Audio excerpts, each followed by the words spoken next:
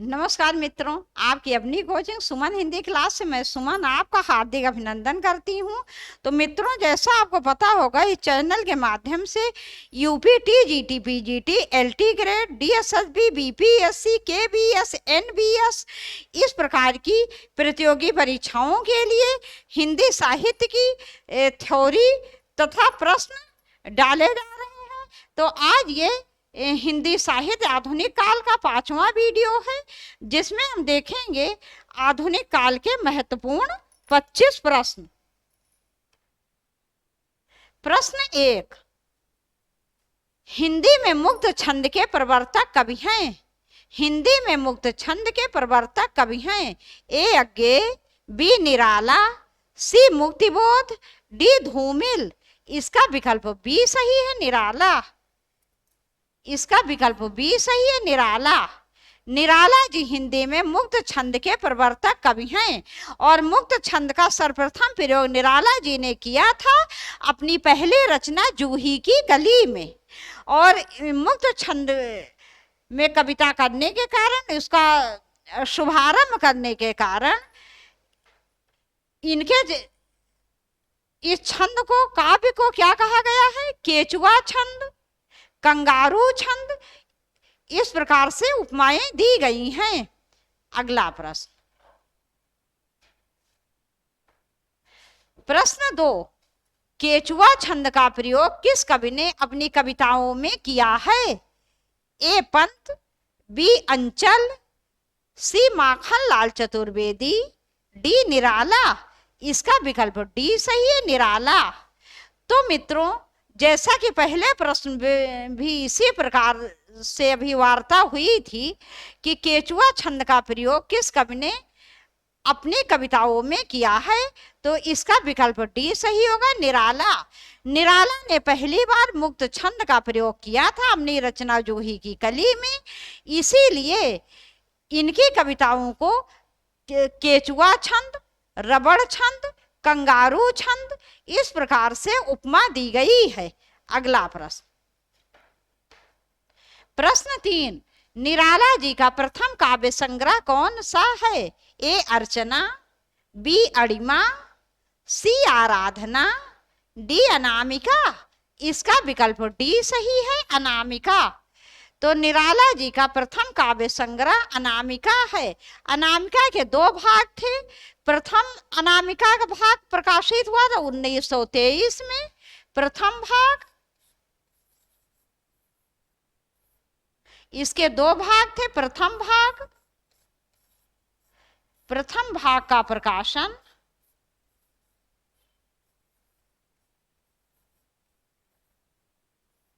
1923,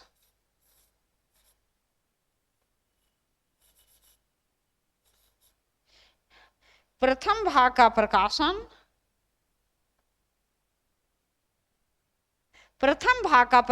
1923।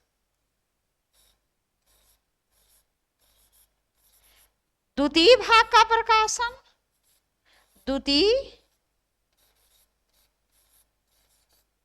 का प्रकाशन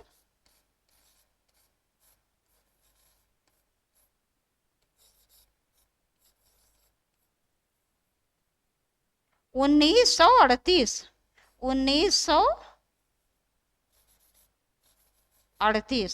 तो मित्रों, अनामिका इनका प्रथम काव्य संग्रह था निराला जी का, जिसके 2 भाग थे। प्रथम भाग का प्रकाशन 1923 और द्वितीय भाग का प्रकाशन 1938 में हुआ था। अब देखेंगे अगला प्रश्न, प्रश्न 4, सरोज स्मृति में सरोज कौन है? ए निराला की माता, बी निराला की पुत्री, सी निराला की प्रेमिका, डी निराला की पत्नी। इसका विकल्प बी सही है, निराला की पुत्री। तो सरोज स्मृति में सरोज निराला जी की पुत्री का नाम था। और मित्रों, इनकी पुत्री की का मृत्यु असामयिक मृत्यु हुई थी। ये मात्र 18 वर्ष की अवस्था में इनकी पुत्री सरोज की मृत्यु हो गई थी। और वो भी ये इतने निर्धन थे कि ठीक से उनकी चिकित्सा नहीं हो पाई थी, इसीलिए इनकी पुत्री का देहांत हो गया था।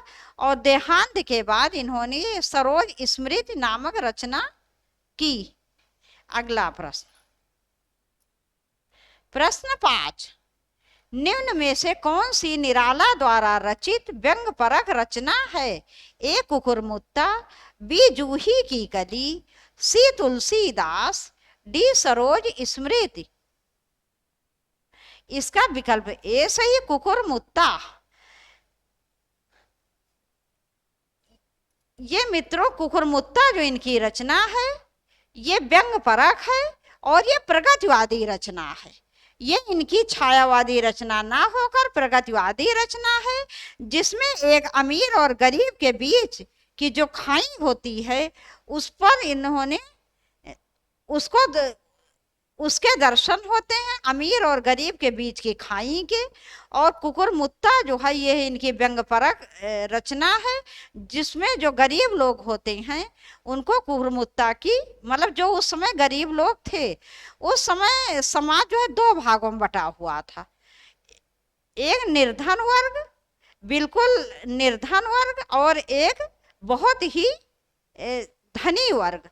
तो जो निर्धन लोग थे उन्हें कुकुरमुत्ता की उपमा दी गई थी। अगला प्रश्न, प्रश्न 6, कुकुरमुत्ता कविता किस कवि ने लिखी? ए पंत, बी माखन लाल चतुर्वेदी, सी निराला, डी राम नरेश त्रिपाठी। राम नरेश त्रिपाठी।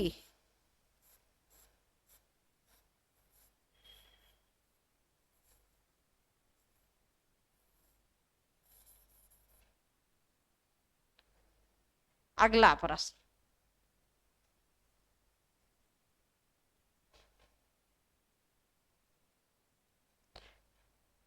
इसका मित्रों विकल्प सी सही होगा, निराला। वो मैं इसको सही करने लगी थी इसलिए निशान लगाने के लिए भूल गई। तो कुकुरमुत्ता कविता की रचना किसने की? निराला जी ने।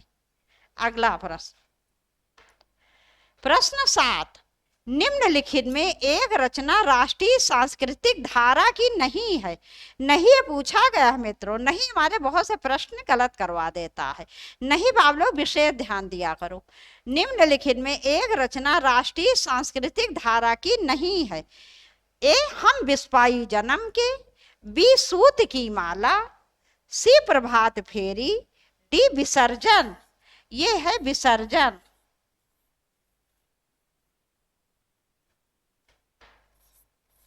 विसर्जन।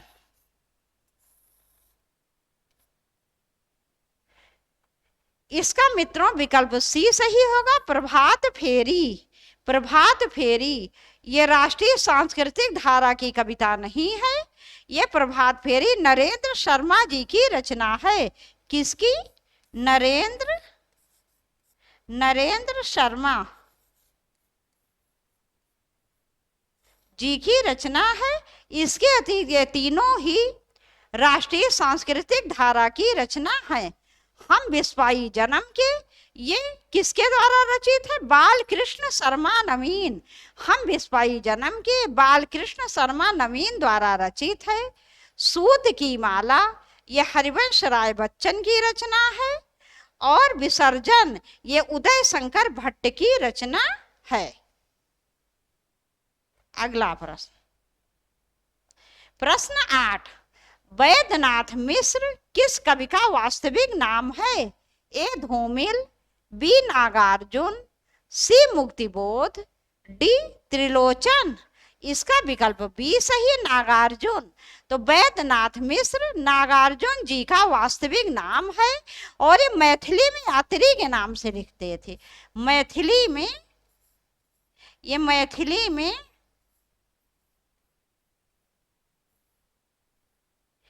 यात्री के नाम से लिखते थे। यात्री नाम से रचना करते थे।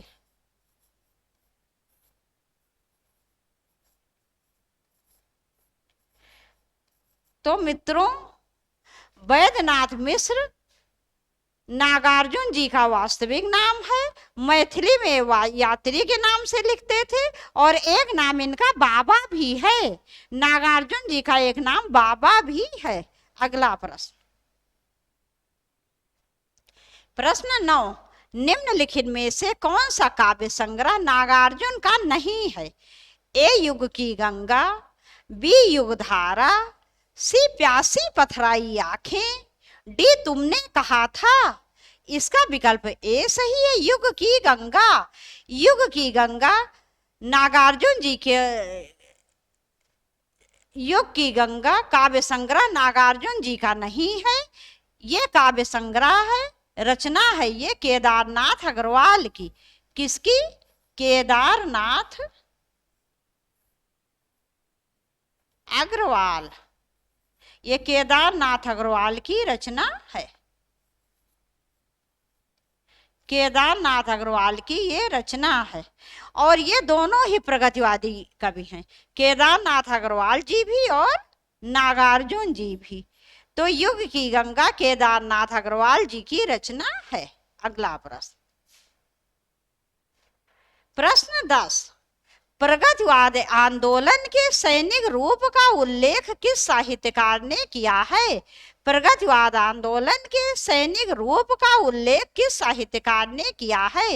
ए प्रेमचंद्र, बी मुक्तिबोध, सी अज्ञेय, डी नागार्जुन। इसका विकल्प बी सही है, मुक्तिबोध। तो प्रगतिवाद आंदोलन के सैनिक रूप का उल्लेख मुक्तिबोध जी ने किया है।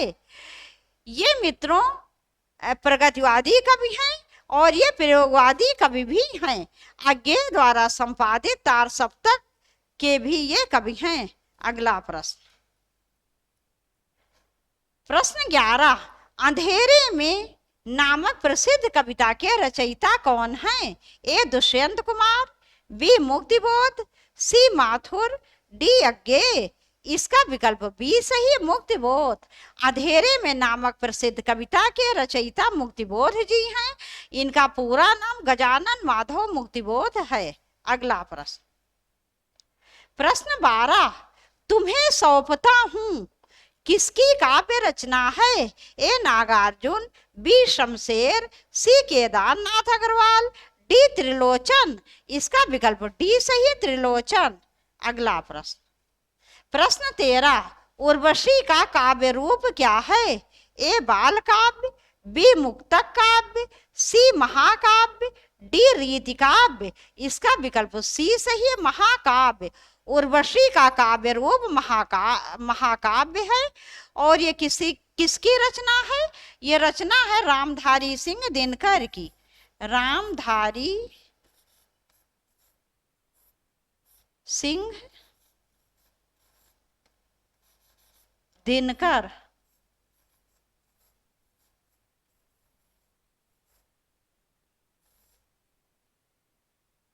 उर्वशी का काव्य रूप महाकाव्य है और रामधारी सिंह दिनकर की रचना है। और एक उर्वशी जयशंकर प्रसाद जी द्वारा रचित है। एक उर्वशी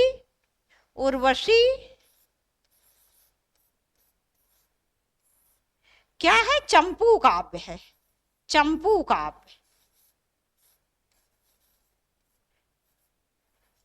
चंपू काव्य एक उर्वशी है, चंपू काव्य, जो रचित है किसके द्वारा? जयशंकर प्रसाद जी द्वारा। जयशंकर प्रसाद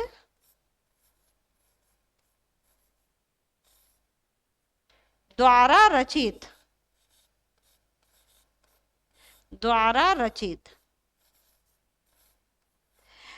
चंपू काव्य का अर्थ होता है गद्य और काव्य मिश्रित रचना। गद्य और काव्य मिश्रित रचना को चंपू काव्य कहते हैं। तो मित्रों, एक उर्वशी ये जो है ये क्या है? महाकाव्य है, जो रामधारी सिंह दिनकर द्वारा रचित है। और एक उर्वशी चंपू काव्य है, जिसके रचनाकार हैं जयशंकर प्रसाद जी। अगला प्रश्न,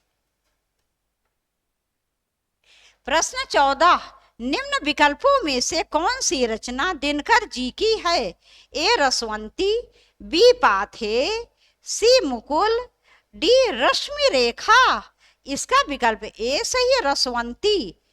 रसवंती दिनकर जी की रचना है। इसके अतिरिक्त मित्रों पाथे पाथे सियाराम शरण गुप्त जी की रचना है। किसकी? सियाराम शरण गुप्त। शरण गुप्त, ये सियाराम शरण गुप्त जी की रचना है। कौन सी? पाथे। रश्म रेखा किसकी रचना है? बाल कृष्ण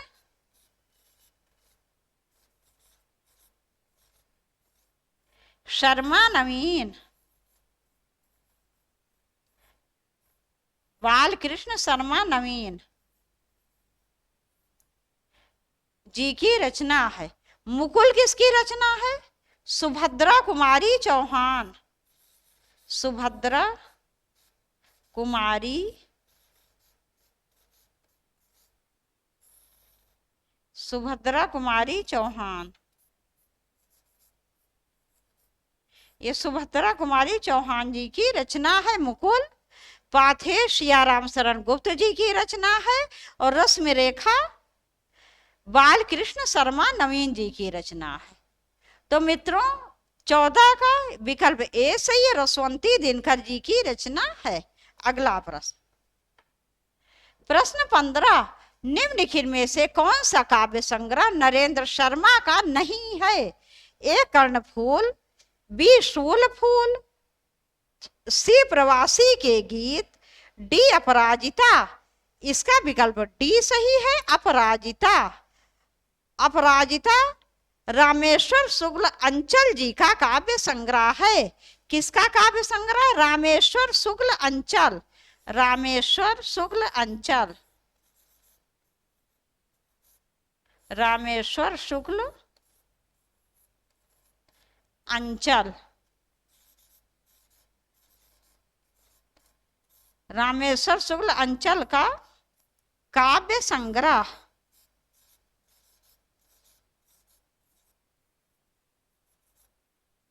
इसके अतिरिक्त मित्रों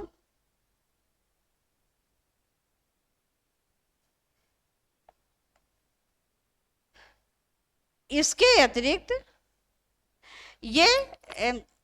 शिवानी जी का कहानी संग्रह भी है। किसका? शिवानी जी का कहानी संग्रह भी है। अगला प्रश्न, प्रश्न 16, प्रयोगवाद अपने आप में इष्ट नहीं है, वह साधन है। प्रयोग द्वारा कवि अपने सत्य को अधिक अच्छी तरह जान सकता है और अधिक अच्छी तरह अभिव्यक्त कर सकता है। वस्तु और शिल्प दोनों क्षेत्र में प्रयोग फलप्रद होता है। ये कथन किसका है? ए भवानी प्रसाद मिश्र, बी नरेश मेहता, सी अज्ञे, डी रघुवीर सहाय। इसका विकल्प सी सही है, अज्ञे। ये तार सप्तक में अज्ञे जी का कथन है कि प्रयोग अपने आप में इष्ट नहीं है, वो साधन है। तो ये अज्ञे द्वारा ये अज्ञे जी का कथन है। अगला प्रश्न, प्रश्न 17, तार सप्तक के संपादक कौन थे? ए अज्ञे, बी मुक्तिबोध, सी धनवीर भारती, डी रामविलास शर्मा। इसका विकल्प ए सही, अज्ञे। अज्ञे जी ने 1943 में तार सप्तक का संपादन किया था, जिसमें एक ही विचारधारा के 7 कवि थे। अगला प्रश्न, प्रश्न 18, दूसरा सप्तक का प्रकाशन वर्ष क्या है? ए 1951 ईस्वी, बी 1952 ईस्वी, सी 1950 ईस्वी, डी 1960 ईस्वी। इसका विकल्प ए सही है, 1951 ईस्वी। अगला प्रश्न, तार सप्तक का प्रकाशन काल है? ए 1943 ईस्वी, बी 1951 ईस्वी, सी 1950 ईस्वी, डी 1959 ईस्वी। इसका विकल्प ए सही, 1943 ईस्वी। तो तार सप्तक का प्रकाशन अज्ञे जी के संपादकत्व में 1943 ईस्वी में हुआ था। अगला प्रश्न, प्रश्न 20, सर्वेश्वर दयाल सक्सेना किस सप्तक के कवि हैं? ए दूसरा तार सप्तक, बी तार सप्तक, सी तीसरा तार सप्तक, डी चौथा तार सप्तक। इसका विकल्प सी सही है, लेकिन इसमें तार सप्तक नहीं आएगा, इसमें आएगा तीसरा सप्तक। मित्रों, ऐसा है, तार सप्तक केवल पहले सप्तक को कहा जाता है, जिसका प्रकाशन 1943 में हुआ था, और किसी में तार शब्द नहीं आएगा। तार सप्तक पहला, फिर दूसरे क्या कहा जाए, दूसरा सप्तक, तीसरे को तीसरा सप्तक, और चौथे को चौथा सप्तक। तो सर्वेश्वर दयाल सक्सेना जी तीसरे सप्तक के कवि, तीसरे सप्तक के कवि हैं। अगला प्रश्न, प्रश्न 21, निम्न में से कौन सा कवि तीसरे, यहां पर भी तार लिख गए, तार गलत है। निम्न में से कौन सा कवि तीसरे सप्तक का कवि नहीं है? नहीं, ये पूछा गया है मित्रों, निम्न में से कौन सा कवि तीसरे सप्तक का कवि नहीं है? ए कीर्ति चौधरी, बी धर्मवीर भारती, सी सर्वेश्वर दयाल सक्सेना, डी विजयदेव नारायण शाही। इसका विकल्प बी सही, धर्मवीर भारती। तो धर्मवीर भारती जी तीसरे सप्तक के कवि नहीं हैं। अन्य कीर्ति चौधरी, सर्वेश्वर दयाल सक्सेना, विजयदेव नारायण शाही, ये तीनों ही तीसरे सप्तक के कवि हैं। धर्मवीर भारती जी दूसरे सप्तक के कवि हैं। अगला प्रश्न, प्रश्न 22, निम्न में से कौन सा कवि तार सप्तक में शामिल नहीं है? ए प्रभाकर माचुए, बी नेमचंद, सी नरेंद्र शर्मा, डी रामविलास शर्मा। इसका विकल्प सी सही, नरेंद्र शर्मा। नरेंद्र शर्मा जी तार सप्तक में शामिल नहीं है। अगला प्रश्न, प्रश्न 23, सागर मुद्रा इनमें से किसकी कृति है? ए शमशेर बहादुर सिंह, बी सच्चिदानंद हीरानंद वात्स्यायनज्ञे, सी कुंवर नारायण, डी हरि नारायण व्यास। इसका विकल्प बी सही, सच्चिदानंद हीरानंद वात्स्यायनज्ञे। सागर मुद्रा सच्चिदानंद हीरानंद वात्स्यायनज्ञे जी की रचना है। मित्रों, अज्ञे जी को आंगन के पार द्वार नामक रचना पर साहित्य अकादमी पुरस्कार मिला। कौन सी रचना पर इन्हें साहित्य अकादमी पुरस्कार मिला? अज्ञे जी को आंगन के पार द्वार। और ज्ञानपीठ पुरस्कार मिला है अज्ञे जी को कितनी नावों में कितनी बार रचना पर। कौन सी रचना पर इन्हें ज्ञानपीठ पुरस्कार मिला है? कितनी नावों में कितनी बार। अगला प्रश्न, प्रश्न 24, निम्न में से कौन सी रचना सर्वेश्वर दयाल सक्सेना की नहीं है? ए पागल कुत्तों का मसीहा, बी खूंटियों पर टगे लोग, सी काठ की घंटियां, डी एक शहर की मौत। इसका विकल्प डी सही है, एक शहर की मौत। इसकी रचनाकार अमृता प्रीतम जी हैं। अमृता प्रीतम, इसकी रचनाकार अमृता प्रीतम जी हैं। सर्वेश्वर दयाल सक्सेना जी नहीं हैं। अगला प्रश्न, प्रश्न 25 तथा इस वीडियो का अंतिम प्रश्न, निम्नलिखित में से किस साहित्यकार ने कुटिचातन नाम से भी कुछ निबंध लिखे हैं? ए हजारी प्रसाद द्विवेदी, बी डॉक्टर उसदेव शरण अग्रवाल, सी जैनेन्द्र कुमार, डी सच्चिदानंद हीरानंद वात्स्यायनज्ञे। इसका विकल्प डी सही है, सच्चिदानंद हीरानंद वात्स्यायनज्ञे। तो मित्रों, कुटिचातन के नाम से सच्चिदानंद हीरानंद वात्स्यायनज्ञे जी ने रचना की है। अब यहीं पर यह वीडियो समाप्त कर रहे हैं। कल फिर आपसे मिलेंगे। आज जैसे कि मैंने बताया है कि TGT, PGT, BPSC NBS, KBS आदि सभी परीक्षाओं के लिए महत्वपूर्ण प्रश्नों के साथ, विशेषकर यूपी टीजीटी पीजीटी के लिए महत्वपूर्ण प्रश्नों के साथ फिर मिलते हैं आपसे।